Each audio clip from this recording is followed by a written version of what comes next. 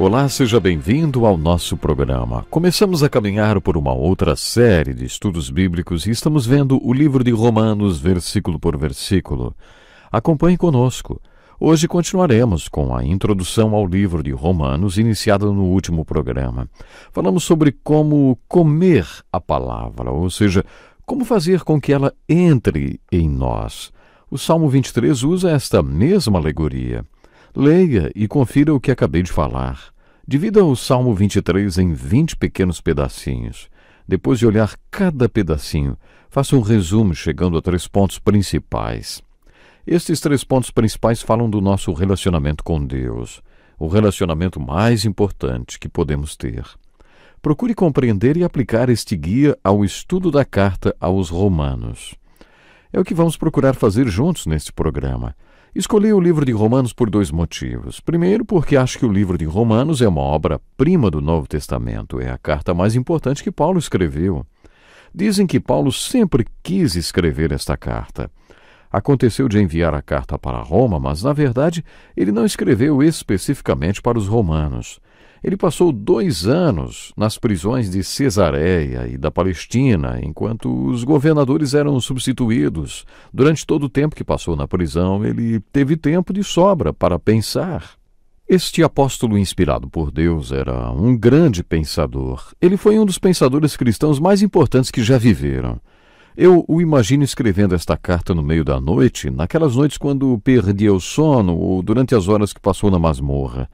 Paulo não tinha banhos de sol na prisão, ele tinha tempo de sobra para pensar. Depois de muito refletir, ele começou a juntar tudo no papel, escreveu esta carta e a enviou para Roma, naquele tempo a capital mais importante do mundo. A carta aos Romanos é uma apresentação da salvação, como já dissemos no último programa. Seu assunto principal é a justificação. Como um Deus santo declara que nós, pecadores, somos justos, Deus faz isto, e é isto que Paulo chama de boas novas. As boas novas são que Deus não apenas perdoa, mas passa a nos considerar como se nunca tivéssemos pecado. Hoje quero começar com os 7 primeiros versículos da carta aos Romanos. Durante a semana, estude esses versículos. Lembre-se que a primeira coisa que você deve fazer é pedir ao Espírito Santo que o ajude. Tenho certeza que ele fará isto. Além de receber a ajuda do Espírito Santo, Deus lhe dirá algumas palavras que trarão alegria para a sua vida. Você vai entrar nesta palavra e trabalhar com ela. Peça que o Espírito Santo lhe mostre o que ela diz e significa para você. Jamais se esqueça destas 2 palavras, para mim. Deus fala para você, e este processo acontece unicamente entre você e Deus, sem a intervenção de ninguém. Gostaria de lembrar que nenhum livro do Novo Testamento impactou tanto a história da Igreja como a carta aos Romanos. Agostinho, um dos maiores personagens na história da Igreja, converteu-se lendo o livro de Romanos. Ele recebeu uma instrução para se levantar e ler um versículo do livro de Romanos e assim foi milagrosamente convertido e se tornou um dos maiores líderes da Igreja no norte da África. Todos nós já ouvimos falar de Martim Lutero. Martim Lutero era um padre católico que se angustiava questionando sua salvação pessoal. Uma manhã, enquanto fazia sua leitura devocional e se preparava para ensinar sobre as Escrituras na Universidade de Wittenberg, Lutero se deparou com o versículo 17 do capítulo 1 de Romanos e foi gloriosamente convertido, e toda a Europa foi impactada pelo que chamamos de reforma, um resultado da conversão dele. Você também já deve ter ouvido falar da conversão de John Wesley. Certo dia, quando estava em Aldersgate, alguém leu a introdução do comentário que Martim Lutero fez de Romanos. Milagrosamente, Deus converteu o coração de John Wesley. Sua conversão resultou no grande despertamento, ou o despertamento do século XVIII, que mudou o curso da história da Inglaterra e preveniu que acontecesse uma revolução semelhante à Revolução Francesa. Tudo isso porque alguém leu a introdução de um comentário de Romanos e a vida de Wesley foi transformada. Poderíamos mencionar tantos outros nomes e vidas que foram impactadas por este livro. Por isso devemos começar o estudo deste livro com uma oração. Peça que o Espírito Santo, de maneira especial, aqueça o seu coração enquanto você o estiver estudando. Muita gente acha o livro de Romanos difícil. Tenho certeza que sua vida será enriquecida se você compreender a mensagem dele.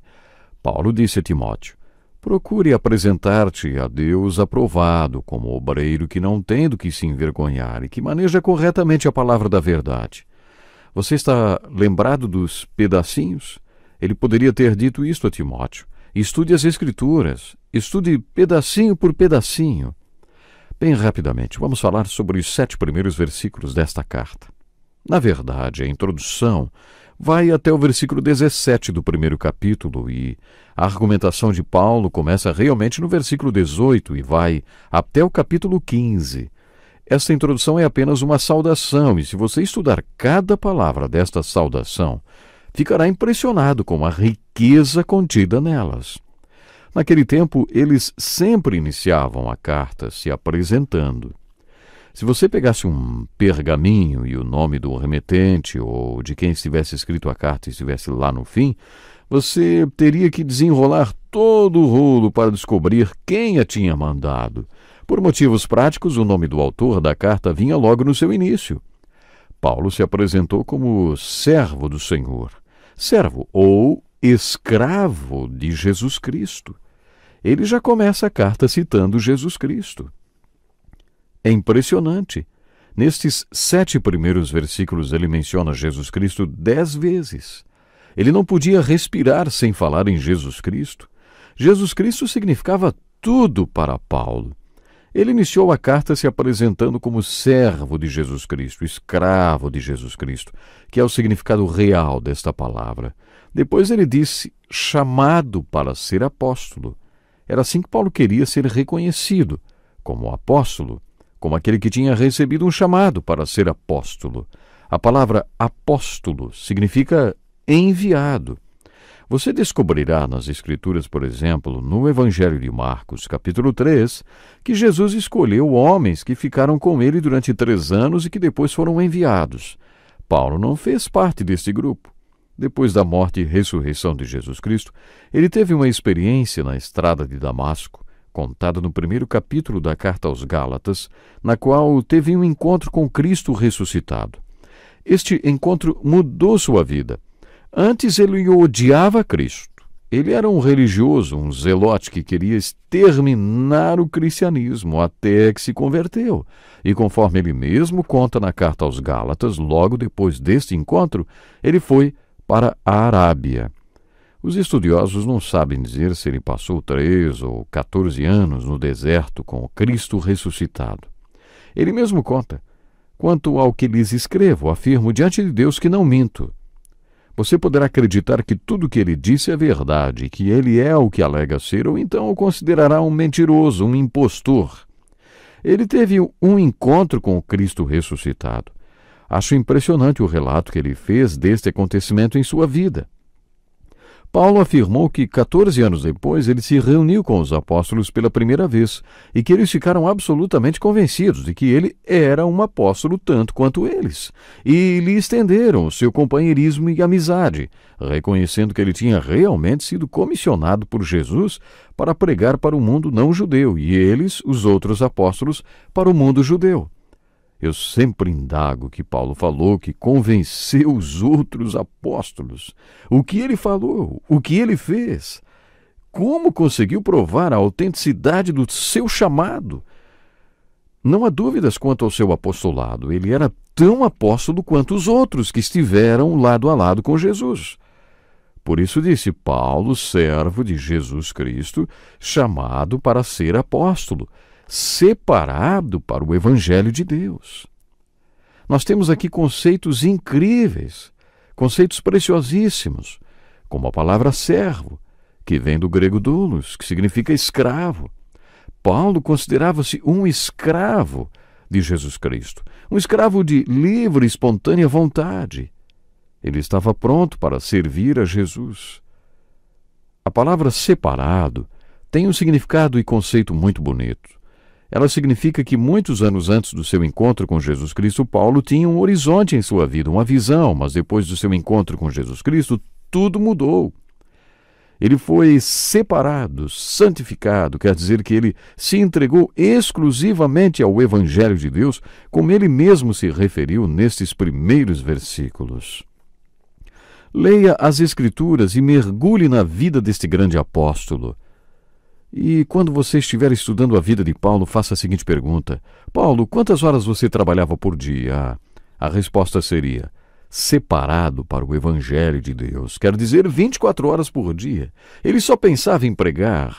A seguir, Paulo disse, o qual foi prometido por ele de antemão por meio dos seus profetas nas Escrituras Sagradas, acerca do seu filho, que como homem era descendente de Davi, e que mediante o Espírito de Santidade foi declarado Filho de Deus com poder pela sua ressurreição dentre os mortos, Jesus Cristo nosso Senhor. Sobre quem Paulo estava falando logo no início da carta? Sobre Jesus Cristo. Por isso, ele se coloca como um escravo de Jesus Cristo. Repetidas vezes verificaremos que Paulo era cristocêntrico, que Jesus Cristo era tudo para ele. Paulo escreveu que foi separado para as boas novas, para o Evangelho de Deus. Esta era a boa nova que já tinha sido anunciada pelos profetas do Velho Testamento. Eles já haviam profetizado a respeito de Jesus Cristo, Filho de Deus, e sobre o qual Paulo escreveu. Humanamente, Jesus nasceu da semente de Davi, ele nasceu como um descendente de Davi. Este era o lado humano de Jesus, mas depois ele foi declarado Filho de Deus, quando com poder ressuscitou dos mortos. Durante todo o seu ministério, Jesus sempre afirmou: destruam esse templo, se referindo ao seu próprio corpo, e eu o levantarei em 3 dias. Imagine que alguém o ameace de morte e você diga: vai, pode atirar, atire e espere, porque eu vou me levantar e sair andando. Jesus fez isto. E depois de 3 dias que foi crucificado, ressurgiu dos mortos e provou que era o que alegava ser. Ele provou que era e é Deus, o único Filho de Deus, o único Salvador de Deus e a única solução de Deus. Mas humanamente ele nasceu e viveu como um descendente de Davi durante 33 anos. Ele foi anunciado por Deus como o Filho de Deus e não apenas um Filho de Deus. Ele provou com grande poder que era o Filho de Deus ao ressuscitar dentre os mortos. E é sobre este Jesus que Paulo está falando todo momento. No próximo programa vamos continuar. Até lá. Este é um estudo escrito pelo Dr. Dick Woodward, na voz do pastor Edson Bruno. Até o nosso próximo encontro com a palavra.